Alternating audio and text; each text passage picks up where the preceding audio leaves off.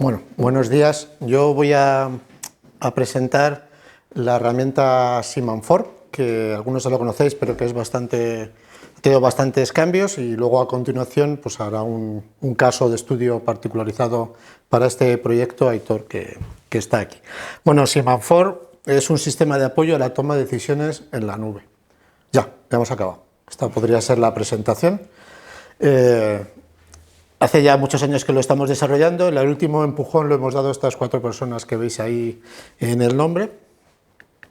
Bueno, pero antes de hablar de Simanfor, yo creo que conviene clarificar algunos términos, porque cuando hablamos todo el mundo mezcla modelos, ecuaciones, programas en los ordenadores, y al final no sabemos de qué estamos hablando. Entonces yo voy a explicar qué es lo que entiendo yo por cada una de las cosas, porque es lo que yo estoy asumiendo cuando os hablo, estamos haciendo. Vamos a hablar de modelo, parametrización, simulador y escenario selvícola, que son 4 cosas que a veces mezclamos cuando hablamos y son totalmente diferentes.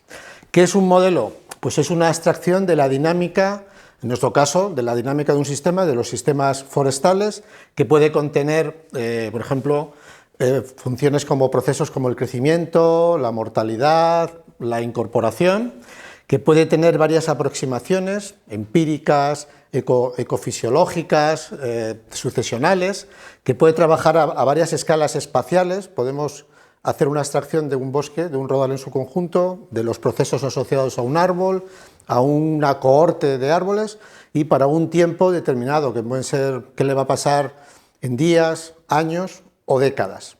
Entonces es una representación del bosque. Podría ser un texto, podría ser una foto, podría ser incluso un mapa mental sobre cómo funciona un bosque, en base a nuestra experiencia, pero un modelo es simplemente una abstracción.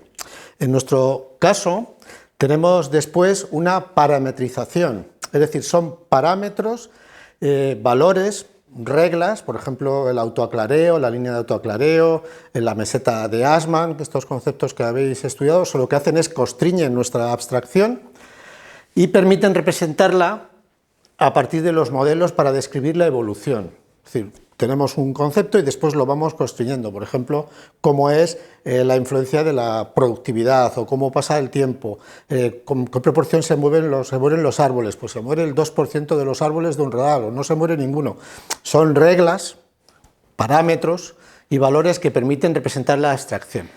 Una vez que tenemos esto, luego tenemos un simulador, una herramienta digital que nos permite ver esa abstracción que hemos parametrizado.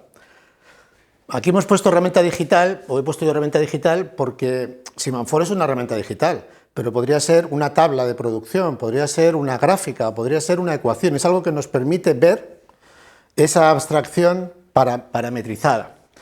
Y con eso lo que podemos hacer es generar o ver diferentes escenarios selvícolas usando datos de sitios concretos bajo condiciones concretas. Y eso es lo que es un escenario, un itinerario selvícola que se puede diseñar para cumplir unos objetivos asociados a un rodal particular. Bueno, pues ya lo tenemos. Vamos a verlo un poquito para entenderlo. Tenemos aquí la abstracción, la representación específica, la herramienta digital o de visualización y el itinerario selvícola. Por ejemplo, esto es una abstracción. El crecimiento en diámetro de los árboles tiene la forma de esta estructura, de esta función, y aquí tenemos una serie de variables que representan aspectos que consideramos que son importantes para el crecimiento, es decir, la productividad del sitio tiene un impacto sobre cómo crecen los árboles, pues estará, en este caso, hemos hecho una función exponencial y decimos que todos estos factores son aditivos. Esto podría ser otra función, pero aquí en este ejemplo yo he puesto esto. El tamaño de los árboles, el crecimiento de los árboles está relacionado con el tamaño que tienen los árboles al principio, es una de las variables más importantes. La edad, todos sabemos que la edad influye en el crecimiento de los árboles. Bueno, aquí tenemos una serie de candidatos, de representaciones, de abstracciones, que representan cómo los bosques, los árboles, depende de la escala que estemos trabajando, crecen, en este caso. Puede ser la mortalidad, podría ser diferentes procesos. Ahora llega el caso de, vamos a aterrizarlo en un caso concreto, o sea, este sería el modelo. Pues por ejemplo tenemos esta parametrización. Este modelo este modelo concreto, con estas transformaciones de las variables y con los A, los beta, en este caso pone A sub 1, A sub 2, A sub 4, ajustados para un tipo forestal concreto. Por ejemplo, con este modelo tenemos para Pinus silvestris y para Pinus pinaster. Bueno, muchas veces a esto ya le llamamos modelo. Desde mi punto de vista esto es una parametrización, porque el modelo, la abstracción, vale para el bosque mediterráneo, pero vale también para montes atlánticos o para árboles en los sistemas tropicales. Lo que no vale en los sistemas tropicales o en el monte atlántico son los parámetros que tenemos asociados a un sitio concreto. Vale. Aquí hay una serie de problemas, que es que la abstracción, vamos a ir un poquito atrás, crecimiento, mortalidad, entonces normalmente tendemos a generar reglas, ecuaciones para cada uno de esos procesos. Los árboles crecen, los árboles se mueren, se incorporan nuevos árboles y tenemos sistemas para constreñirlo en los parámetros. Bueno, ¿qué ocurre? Que nosotros habitualmente, vuelvo aquí, lo que hacemos individualmente es buscar la mejor forma de representar el proceso, en este caso el crecimiento. Hacemos una función, la ajustamos y con los métodos estadísticos decimos, esta es la mejor ecuación para el crecimiento, y nos olvidamos. Pero los árboles se mueren. Esta es la mejor ecuación que nos predice si el árbol se va a morir o no con esta probabilidad y con esta regla, y nos olvidamos. Esta es la mejor ecuación que predice qué árboles se incorporan a la medición, y nos olvidamos. Pero luego, cuando hacemos un interior selvícola, nos interesa que todo funcione junto. Y a veces lo que pasa es que nos pasa como en esto. El mejor jugador en cada posición lo seleccionamos, lo ponemos juntos y gana un mundial, el 2010, hace ya tiempo. Perfecto. Hemos hecho una solución estupenda. Hemos seleccionado las mejores ecuaciones, las hemos puesto juntas y tenemos un muy buen resultado. Pero a veces basta con cambiar una de las ecuaciones porque hemos querido mejorar, porque esta es todavía un poquito mejor que la que teníamos antes y no funciona. Es la misma gente, si os habéis fijado en las fotos, la gente que había en la foto anterior, esa gente que estaba aquí, estaba también aquí. Aquí perdieron 4 años después el europeo, los mismos. Entonces, ¿qué ocurre? Que tenemos que tener métodos para evaluación conjunta. Tenemos que dar un salto para hacer métodos de evaluación conjuntas del comportamiento de los modelos. Cuando hacemos un modelo indeterminado, más o menos sabemos cómo hacerlo. Cuando tenemos que hacerlo conjunto, también existe, pero en la cultura forestal no tenemos adaptado esa posibilidad de vamos a evaluarlo conjunto. Esto es un trabajo que hicimos conjunto, que el primer autor es Aitor, que no voy a hablar más de él, simplemente deciros, esto es importante. No basta con tener la abstracción, la parametrización y elegir la mejor de cada tipo, sino ponerlas juntos. Bien, ya está. Ahora tenemos la herramienta que queremos visualizar, porque las ecuaciones con sus parámetros son difíciles. Os he dicho, podría ser unas tablas de producción, podría ser una hoja, un papel con unas tablas, podría ser una gráfica, las tablas de producción, unos nomogramas, pero en nuestro caso es un programa, se llama Siman4, que funciona en la nube. Bueno, y tenemos después el itinerario selvícola. El caso concreto, este trabajo, que va a explicar después Aitor, no voy a hacer más que esta presentación, es ideamos un modelo de selvicultura e intentamos ver si nuestra abstracción, parametrización y nuestro simulador nos puede dar alguna idea de qué puede pasar en los sistemas. Bueno, Siman4, la última versión está recientemente publicado, por si alguien quiere un poco indagar. Yo ahora voy a contar un poquito cómo funciona Siman4 o qué podemos esperar de esta situación. Bueno, esto es Siman4. Estas son las tripas de Siman4. ¿Qué características tiene? Bueno, en resumen, tiene una arquitectura modular, está hecho como por piezas, y puede ejecutarse en local o en remoto. Vamos a un poco a desmenuzar esto un poquito. Bueno, tenemos un front-end que usamos casi siempre, que es una interfaz web. Es decir, el usuario normal lo que necesita es una conexión a Internet para conectarse al programa. Va a hacer falta un usuario y una clave que proporcionamos, pero eso es como lo que va a ver casi todo el mundo. En el backend, dentro del sistema, está el corazón, el core del simulador. Y después tenemos una serie de contenedores de inventarios, de usuarios, de modelos, de escenarios. Nosotros cómo funcionamos es, habitualmente, esto funciona como un servicio en la nube. Un momentito. Como un servicio en la nube, es decir, una persona, cualquiera de vosotros, con un navegador desde vuestra casa, desde vuestro ordenador, donde estéis, os conectáis con un servidor que está en este campus y trabajáis en la nube. Yo antes siempre digo, ahora hay muy pocas nieblas, llevamos 3 años sin nieblas, porque como está en un sótano decía que más que en la nube era un servicio en la niebla, porque estaba en el sótano. Bueno, sería la forma normal de trabajar. Pero también se puede trabajar en local, es decir, si alguien dice, no, es que yo quiero un modelo y lo quiero probar y no quiero que esté disponible de forma abierta, se puede instalar en el ordenador de cada uno y proveerlo como un programa que se instala, que es lo que es casi todos los simuladores que hay en el mundo son de ese tipo. O alguien puede decir, no, es que yo quiero hacer una cosa con muchos datos, yo quiero hacer la proyección de todo España, la proyección de todos los rebollares del mundo, en Portugal, en España y en Francia. Entonces en mi ordenador no puedo y el ordenador que tenemos aquí pues nos va a llevar mucho tiempo, nos va a ocupar mucho cálculo. Pues tenemos un sistema para poder utilizarlo en un supercomputador. Entonces tenemos una versión en Skyle. Skyle es el supercomputador de Castilla y León, que está en León. Y bueno, pues ahí también puedes trabajar con el ordenador. Es bastante flexible en cuanto a estos aspectos. ¿Qué es lo que podemos hacer? Simulaciones.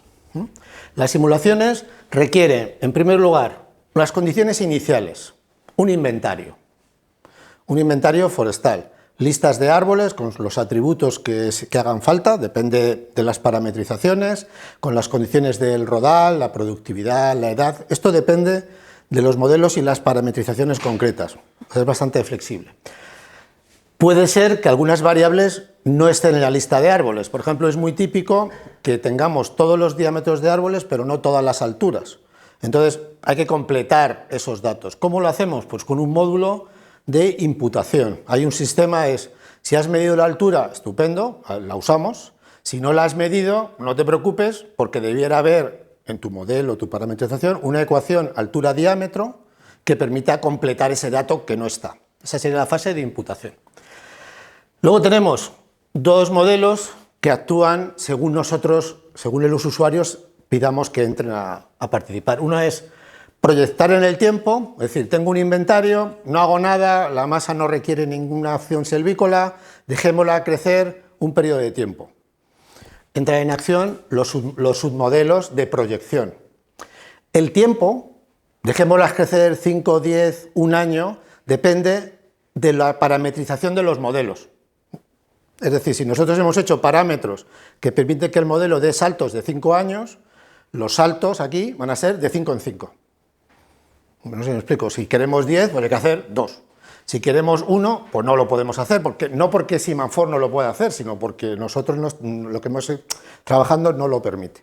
Pero también podemos decir, bueno, pero es que yo quiero hacer algo, es que yo creo que quiero hacer claras, porque en el tareo silvícola yo quiero ver qué claras puedo hacer y cuál es la respuesta. Entonces aquí, si es que no, estamos en este punto, o estamos en la corta final, si es que sí, hay que explicarle cómo es la clara. ¿Cuál es el tipo de clara? Por lo alto, por lo bajo, sistemática, con reserva, sin reserva de árboles de porvenir. Ahí cada uno tiene que hacer sus decisiones, eso es ya parte del usuario. El criterio, por número de pies, por área basimétrica, por volumen. ¿Qué porcentaje? ¿Cuál es la intensidad? Y la edad de intervención. ¿Quieres hacerlo ahora? ¿Quieres hacerlo en un rango de edades? Bueno, es bastante flexible.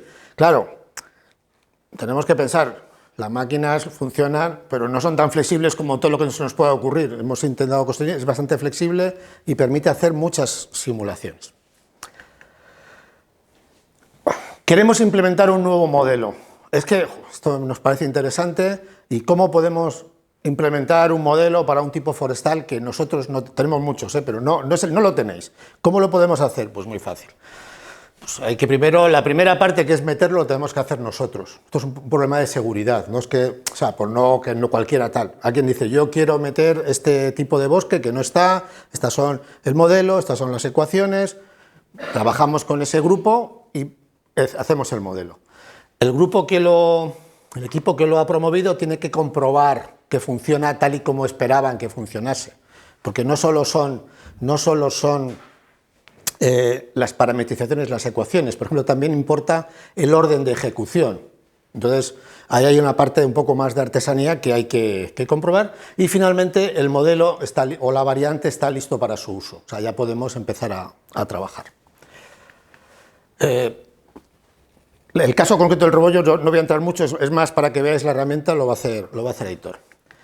Bueno, ¿para qué se puede usar Seaman4 o para qué estamos usando Seaman4? Pues, por ejemplo, para educación, para las clases, para la enseñanza, para explorar criterios silvícolas, para evaluar servicios ecosistémicos, para ver impactos en la alometría, para probar cosas que nosotros podremos observar, pero no podemos observar la dinámica. Los sistemas forestales requieren, por sus características, tienen plazos de desarrollo muy largos. Nosotros vemos como fotos. Aquí intentamos ver una película. Lógicamente no es la realidad, acordaros, esto es la representación de una abstracción que se basa en el conocimiento. También para la investigación. En muchas situaciones queremos hacer cosas y no tenemos datos. No tenemos observaciones y no tenemos experimentos para poder decir, actuamos un poco a ciegas. Es decir, pues ahora, desde el punto de vista del cambio climático, hay nuevas situaciones donde va a haber nuevas especies, nuevas estructuras, nuevas composiciones específicas y no tenemos más que muy pocas observaciones. Bueno, esto nos permite intentar rellenar una nube de puntos, generar datos sintéticos para estudiar el impacto en el crecimiento y la producción, que tendrá que ser comprobado más adelante por observaciones y experimentos. Esto no sustituye a la observación o los experimentos, pero sí nos permite avanzar más deprisa, como pasa en muchos sistemas de investigación, que antes de hacer pruebas en la realidad se hacen simulaciones y luego ya que se está ciertamente seguro, pues se hace un caso real, normalmente no se funciona al revés. Desarrollar metodologías de evaluación y validación de modelos. Y para la gestión y transferencia, que es lo que estamos aquí hoy, por ejemplo, simular la producción para la planificación forestal. En planificación forestal medimos crecimientos y decimos, si esto es verdad, para los próximos 20 años hagamos la ordenación con este crecimiento promedio. Bueno, pues esto es un poco más avanzado, ya no hace falta hacer esa hipótesis. Evaluar y comparar itinerarios selvícolas, poder decidir solemos decir, este es mejor que este. En realidad lo que decimos, la respuesta nos parece mejor en este caso que en esto, porque la realidad es lo que lo comprueba, pero es que a lo mejor no podemos esperar 80 años a ver que el itinerario selvícola cumple lo que decimos para poder implementarlo. Y explorar estrategias de gestión bajo condiciones donde no hay mucho conocimiento o hay limitada experiencia selvícola todavía. Bueno, un caso de estudio. Esto lo voy a pasar muy rápido, porque no corresponde a este proyecto, este caso, pero sí ejemplifica qué cosas se pueden hacer. Este trabajo, que también es parte del trabajo de Aitor, es un estudio sobre los compromisos en la gestión para obtener diferentes servicios ecosistémicos en masas mixtas de pináster y rebollo en la zona de Burgos-Soria. Pinásteres y rebollo, no, pinásteres y silvestres, sí, está bien escrito, pinásteres y silvestres. Bueno, esta es la zona de estudio, fíjate, está Pinar Grande. Aquí tenemos los diferentes servicios ecosistémicos que se han analizado en este trabajo, maderas de gran tamaño grande, carbono, setas, y entonces lo que se trataba es de ver cuál es la mejor opción.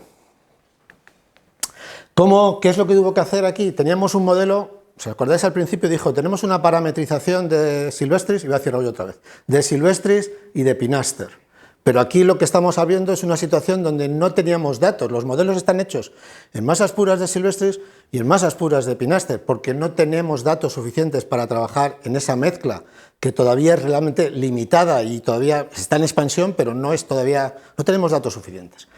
Hay que adaptar las parametrizaciones, los modelos, ¿cómo? Viendo los efectos de la mezcla, los mixing effects que se llaman, hacerlo sensible al clima e incorporando productos no maderables. O sea, teníamos dos abstracciones, bueno, una abstracción, dos parametrizaciones y ahora le metemos esto. ¿Cómo hacemos esto? Solo lo he representado con los efectos de la mezcla. En masas mixtas, la teoría nos dice que cuando la proporción es de especies, la especie 1 aquí no existe, aquí es una masa pura de la especie 1, aquí es una masa pura de la especie 2 y aquí no existe, Si no hubiera efecto de la mezcla, la producción que podríamos esperar seguiría esta línea de puntos. Eso sería que no hay efectos de la mezcla, no mixing effects. Pero en muchos casos lo que se encuentra es lo que se llama overyielding, es decir, por encima de lo que podría esperar solo por mezclar especies. A veces underyielding, muy raramente, pero a veces encontramos un efecto que es que se produce menos de lo que podríamos esperar, y en algunos casos lo que llaman aquí overyielding transgresivo, que es que incluso produce más que la especie que más produce, que también es raro. ¿De acuerdo? Bueno, esto no está directamente en los primeros modelos, porque es que eran de masas puras, os acordáis que lo he comentado. Entonces, hay que ver cómo se representa. Sustituir una especie por otra. Ponemos la lista, cada especie tiene un código que es la especie, cada árbol tiene un código que es la especie, y le aplicamos la ecuación que corresponde a la especie. Asumimos que se está comportando siguiendo esta línea. No ha habido ningún efecto de la mezcla. Bueno, es una forma de poner la mezcla en juego, asumiendo que no funciona. Integrar un factor multiplicador. Decir, bueno, cuando están las dos especies interactuando, vamos a multiplicar lo que nos dé por 1,02, o 0,3, o 0,18, o 0,5. ¿Por qué? Porque tenemos algunas observaciones aquí que nos dicen que tenemos un overyielding. Podríamos incluso que ese factor multiplicador, en lugar de un número, fuera una función, una parábola, en el que fuera la proporción de las... la proporción de las especies. Otra forma, es decir, la competencia depende de la composición específica. Entonces, no es lo mismo que la competencia que sufre un árbol sea de una especie a que su vecino sea de otro. O vamos a movernos a modelos de procesos. Es decir, todo esto se puede integrar cuando hacemos la parametrización para este tipo de masas. La abstracción de cómo crecen los árboles sigue siendo la misma. Lo que tenemos que ver es cómo integramos la mezcla. Bueno, esto está, por un lado, en este artículo de 2019 ya hicimos una aproximación para describir cómo podríamos poner todas las posibilidades de las mezclas en estas parametrizaciones, y ahora en este otro proyecto que se llama OutForest estamos trabajando a nivel de genotipos, es decir, que ya la mezcla no sea la especie 1 y la especie 2, sino la procedencia A y la procedencia B. Bueno, volvemos al trabajo, estábamos con los trade-off. Bueno, aquí lo que tenemos es que podemos decir, para un mismo tipo de mezcla, imaginaros las dos especies al 50%. Pues tenemos varias selviculturas y podemos hacer un ranking de cuál es la selvicultura que gana o que mejor respuesta da para cada tipo de producto para esa mezcla. Aquí normalmente hay un problema, una crítica general a los modelos, y es que dar una falsa idea de exactitud, porque te dicen, mira, 333,2 metros cúbicos de madera de grandes dimensiones. Y si alguien tuviera la paciencia de esperar 50 años, y la edad, y llegaría al rodal y diría, hombre, estaba fatal, porque he dicho 333,2, ¿no? No son 333,2, son 295,6. Esto de los modelos, fatal, porque queremos reducir a un número algo que no puede ser. Claro, es verdad, porque los sistemas forestales son sistemas abiertos, hay muchas cosas que no controlamos. Lo que sí se ha demostrado es que seguro que no va a ser 333,2, pero el ranking, la posición relativa de las alternativas es constante. Cuando se han hecho pruebas, los valores absolutos que se obtienen son diferentes, a veces más cercanos, a veces más lejanos, pero si decimos que esta alternativa es la mejor para este output, para este servicio ecosistémico, seguirá siendo la mejor, porque el efecto será generalizado para todos.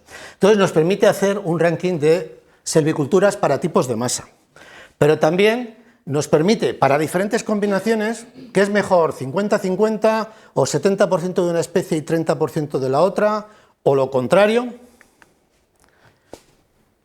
Bueno, pues aquí podemos tener lo mismo, es decir, podemos hacer un ranking para un servicio ecosistémico, cuál es la composición específica, las proporciones que mejor responden a ese objetivo, de forma que podemos tener